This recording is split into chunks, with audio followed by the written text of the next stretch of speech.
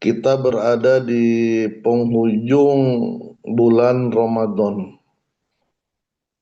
Salah satu doa yang selalu kita baca di bulan Ramadan dan itu selalu diajarkan dan dibacakan oleh kita. Allahumma inna nas'aluka ridhaka wal jannah wa na'udzubika min sakhatika wan nar. Allahumma ya Allah, inna sesungguhnya kami nas'aluka memohon kepadamu ridhoka, keridoanmu, wal jannah dan sorgamu. Wa na'udzubika dan kami meminta perlindungan darimu min sakhatika dari kemurkaanmu. Lawan daripada ridhoka. Wanar dan api neraka. Ridhoka ini yang selalu kita baca, ilahi anta maksudi waridoka matlubi. Ya Allah, engkaulah tujuanku dan keridhoanmu lah yang aku cari. Dan alhamdulillah guru agung kita sudah mengatakan orang yang ditalkin sudah mendapatkan keridhaan. Mendapatkan keridhaan dari Allah Subhanahu wa taala dengan radhiyallahu an. Radhiyallahu, Allah meridhoi orang-orang yang berbaiat di bawah pohon itu berbaiat kepada guru mursyid. Cuman frekuensinya berbeda. Jadi radhiyallahu anhum wa radu anhu. Radhiyallahu anhum wa radu anhu. Allah ridho kepada mereka dan mereka ridho kepada Allah. Ini hukum kausalitas. Sebab akibat. Sebab Allah ridho kepada kita, kita ridho kepada segala ketetapan Allah.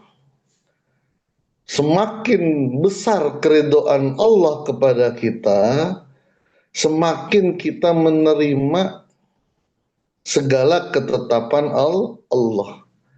Maka frekuensi, iya benar kita sudah diridhoi oleh Allah, tapi frekuensinya berbeda-beda. Tidaklah mungkin sama frekuensi keridhaan Allah kepada kita dengan keridhaan Allah kepada guru mursyid. Barometernya apa? Barometernya adalah ketika kita menghadapi ketetapan-ketetapan Allah. Semakin kita mendapatkan keridhaan Allah, semakin besar keridhaan Allah kepada kita, maka kita semakin menerima. Gitu. Dalam kitab Ihya Ulumuddin dijelaskan bab ridho. Dikatakan ridho a'la maqamatil muqarrabin, bahwa ridho itu puncak makomnya orang-orang yang sudah dekat, muqarrabin. Jadi muqarrabin itu ada tingkatan-tingkatan juga. Dan lebih tinggi adalah ridho. Bahkan dikutip dalam sebuah hadis nanti di surga Allah memperlihatkan dirinya kepada penghuni surga. Allah memperlihatkan dirinya kepada penghuni surga. Dan itu merupakan kenikmatan yang luar biasa. Setelah mendapatkan kenikmatan surga yang beraneka ragam, ditambah lagi bisa melihat Allah. Seperti melihat matahari di siang hari. Seperti melihat bulan di malam hari. Benar-benar jelas. Udah nggak ada lagi kenikmatan selain itu. Tapi Allah berkata, saluni saluni, mintalah kepadaku. Ya para ahli surga bingung minta apa lagi, udah semuanya sudah diberikan kenikmatannya, tapi disuruh minta lagi. Akhirnya mereka minta ridhoka. Ya Allah, aku mohon keridoanmu. Maka Imam Ghazali menjelaskan permintaan ridho setelah melihat Allah menunjukkan makom ridho itu makom yang sangat luar biasa. Dan permintaan ridho itu apa? Sababu dawamir ru'yati, sebab akan terus menerusnya melihat Allah Subhanahu wa Ta'ala. Apa maknanya ridho itu? Sesuatu yang mengunci kenikmatan Allah biar terus menerus kita dapat nikmat Allah nih. Sehat, kita minta ridhonya Allah biar selalu diberikan sehat. Kita diberikan rizki oleh Allah, mencukupi keluarga, tidak bermasalah, hidup enak. Minta ridhonya biar kenikmatan itu dawam, diberikan Allah kepada kita.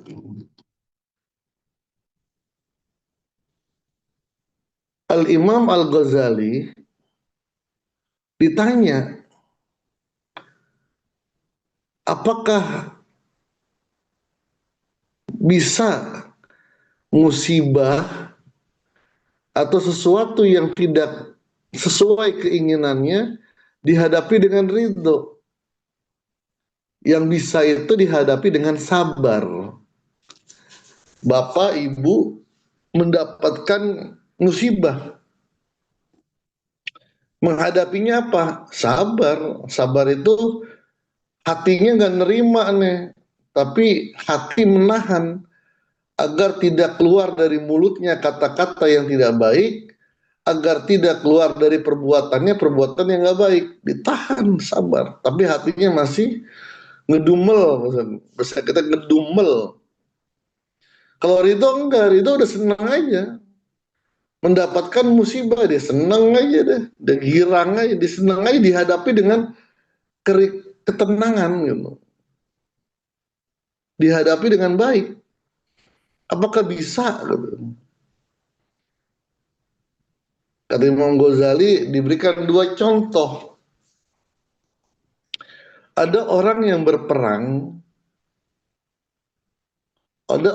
berperang, maka dalam medan peperangan dia konsen untuk membunuh musuhnya, untuk mengalahkan musuhnya.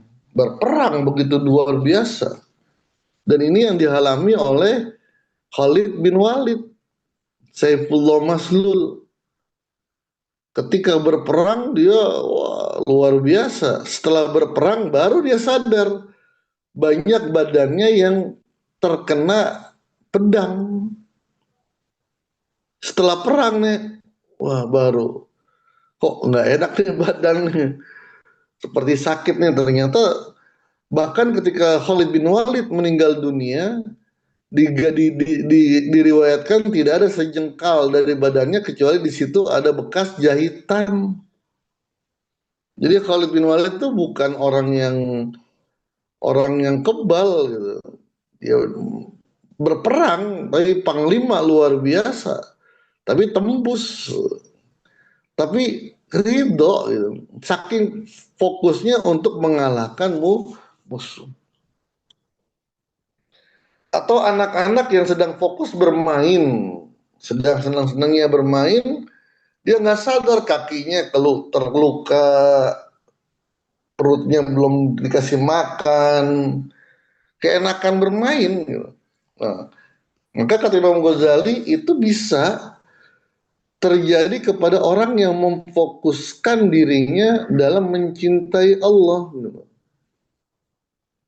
Jadi dia dia hanya sibuk dengan tafakur atas kenikmatan-kenikmatan Allah, dan itu membuat dia cinta kepada Allah. Itu memang ini yang berat, Imam Ghazali ini berat emang. Tapi bagi orang yang sudah mahabbah kepada Allah, ya sudah, seperti seorang ibu, karena kecintaannya kepada anak, ya banyak sesuatu yang berat menjadi ringan, dinikmatin. Ini yang berat kalau diterapkan kepada Allah, harus sampai kepada mahabbah. Jadi kita fokus dengan kenikmatan-kenikmatan Allah aja yang Allah berikan. Dan inilah yang sering orang tua kita, misalnya ada orang kesleo, kecelakaan, jatuh kesleo. Apa katanya? Alhamdulillah masih kesleo, belum patah. Nah, jadi ini diantara menghilangkan kita fokus kepada sesuatu yang nggak enak, dialihkan dengan sesuatu yang enak, biar ringan. Yang kedua, beliau mengilustrasikan seperti orang yang sakit datang ke di dalam kitabnya difasdu, dibekam. Difasdu itu kan diambil darah kotornya, itu pun ya sakit juga ketika ditusuk dengan jarum, itu lumayan sakit sebentar, tapi ya ditahan sama dia gitu. Kenapa? Karena dia fokus setelah jarum itu menusuk saluran vena ya. Saluran vena ini Dokter Reza lebih paham. Saluran vena itu saluran darah yang kotor, maka akan keluar darah kotor. Dan dia menikmatin, minggu depan datang lagi, dipasdo lagi, dibekam lagi. Atau yang lebih sederhana, ada kita misalnya na'udzubillah kaki kita kesleo gitu. Sampai susah kita untuk berjalan, untuk beraktivitas. Pergilah kita ke tukang urut. Di tukang urut itu bukannya geli kita diurut, sakitnya luar biasa, sampai teriak-teriak kita. Tapi kita jalanin. Kenapa? Karena kita fokus, biarin dah sekarang saya sakit, nanti minggu depan atau beberapa hari kemudian saya bisa sehat lagi. Udah diurut sejam, teriak-teriak luar biasa. Tapi nggak marah dengan tukang, nggak marah gitu. Nggak mungkin kita datang ke tukang urut kita pukul. Kamu gimana sih? Enggak, udah tahan aja. Minggu depan datang lagi dia. Minggu depan datang lagi. Diurut lagi. Sampai sembuh. Itu ridho. Ketika kita mendapatkan sesuatu yang tidak nyaman, tidak enak, atau sesuatu yang tidak seperti yang kita inginkan, ya kita, ya biarkan saya sakit di sini, mudah-mudahan ini sebagai kafarat, penghapus dosa, mendapatkan kenikmatan. Ini yang menjadi modal kuat orang-orang soleh. Ketika menghadapi segala ujian, biarkan saya seperti ini, tapi saya mendapatkan kenikmatan nanti di akhirat. Ridho itu tidak hilang dengan orang berdoa. Ustadz, bagaimana kalau kita berdoa nih ditambahkan rezekinya, apakah kita nggak ridho? Dijawab oleh Imam Ghazali, para nabi itu selalu berdoa kepada Allah gitu. Berdoa, Allahumma rzuqna ya razaq urzukna. Boleh berdoa, boleh ke dokter, boleh. Bukan berarti orang yang sakit kemudian dia ke dokter nggak ridho nih dengan penyakitnya, enggak, boleh. Tapi ketika dia berobat, hatinya tetap menerima gitu. Nerima dijalanin sakitnya, tapi dia tetap ingin sesuatu yang lebih baik. Tanpa mengeluh gitu. Tanpa mengeluh. Ketika begitu pula ketika dia mendapatkan ujian, dia berdoa kepada Allah, berzikir. untuk mendapatkan yang lebih baik lagi, itu boleh. Dengan menerima apa yang sedang beliau alami. Beliau terima nih sakit nih, diterima aja udah, nggak ngeluh, nggak ini. Tapi beliau tetap berobat. Kenapa? Karena beliau ingin lebih lebih sempurna dalam segala aktivitasnya dengan ketika badannya sehat. Beliau rezekinya mungkin sedang Allah berikan ujian, tapi beliau tetap minta kepada Allah. Kenapa? Biarkan rezeki saya lebih bertambah. Ya kata Allah, kalau kata Abah, cari duit yang banyak biar bisa sedekah. Dia nerima gitu. Saya terima ya Allah, Engkau berikan rezeki seperti ini. Tapi saya ingin mudah-mudahan Engkau berikan yang lebih, biar saya bisa bantu orang. Biar saya bisa memberikan yang lebih baik, ya, gitu ya. Tanpa mengeluh. Wallahu alam bisawab. Assalamualaikum warahmatullahi wabarakatuh. Waalaikumsalam.